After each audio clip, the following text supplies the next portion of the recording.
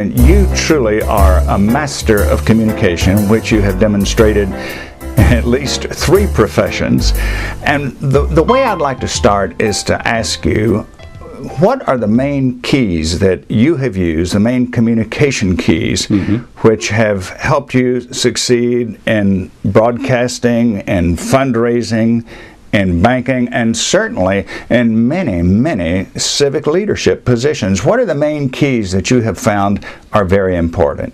Well, I think the first key, Bill, is simply enjoying people. You know, it's building that relationship, that rapport, and in doing that, I think it's listening. You know, I think listening skills are important. You know, I think back on my career. I first started in broadcasting. I worked my way through the University of Georgia doing that, and I was very fortunate. I got to interview some sports stars in Atlanta with the Braves and the Falcons, and as I would do interviews with top sports stars, one of the things that you build rapport with them is, I mean, sometimes they act like they don't have time for the media, but if you build that rapport with them, they need you as much as you need them, because they want to get their message out, and you try to help them realize that. And in that situation, you also sometimes, believe it or not, find good friendships. In college fundraising, it's the same thing. It's building that rapport, but it's listening. I remember one individual who'd been very successful, had sold a company, and was being very philanthropic with his funds in the community. But yet we'd not received a gift. And so we went to see him and I knew him, knew his background. This was a university you were working with. And explained to him, you know, how his investment could help the organization. And he listened to us. He heard what we'd done. We listened to what some of his needs were, what he enjoyed seeing happen with his funds, put together a proposal, and sure enough, he gave the institution some money. And I asked him later, I said, you know, why had you not given before now? And he said, well, I wanted to make sure that my investment was going to mean something. And we communicated that to him, knowing what he was interested in, and presenting a proposal to him that he could support. There's a key phrase to me, knowing what he was interested in. So many times in communication, we make the mistake of just talking to people about our interests. But you use the word rapport, and one of the ways that we establish that and build on it is to first key on the other person's interest. I'm sure you've heard Zig Ziglar's famous comment that you can have everything you want in life if you help other people get what they want. Oh, I think that's true. And you know, in dealing with, for example, people in a philanthropic situation, people that have money really also have a need, I think, sometimes to help other organizations, to help other people.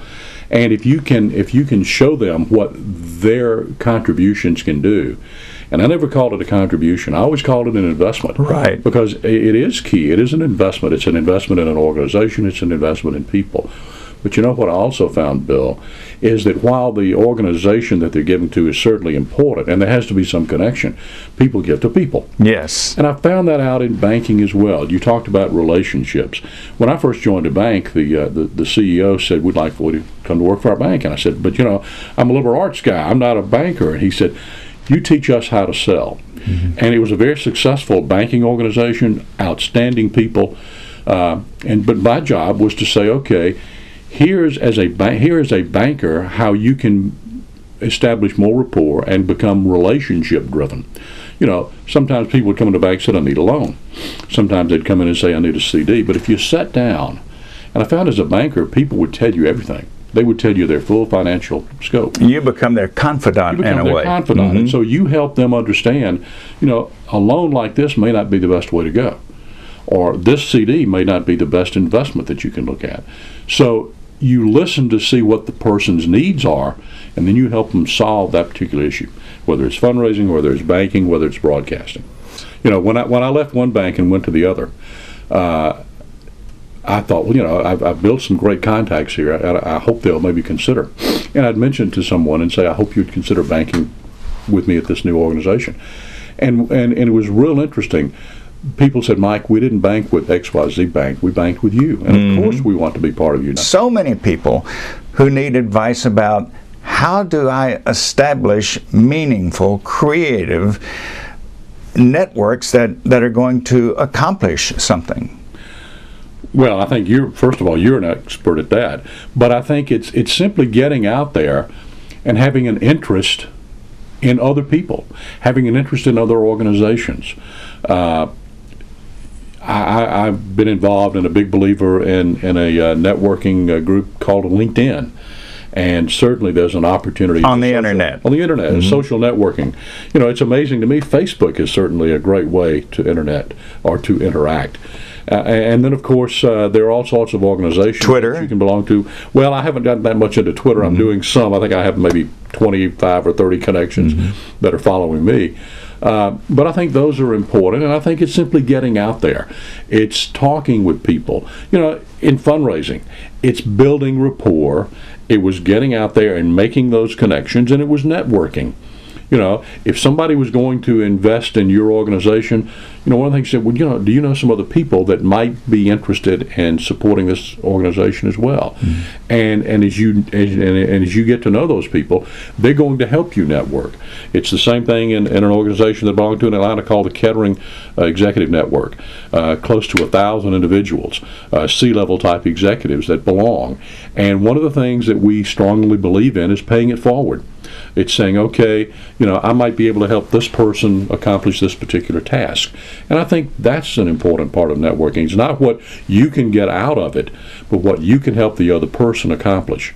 And here again, we go back to what we were talking about before in broadcasting and in fundraising and banking.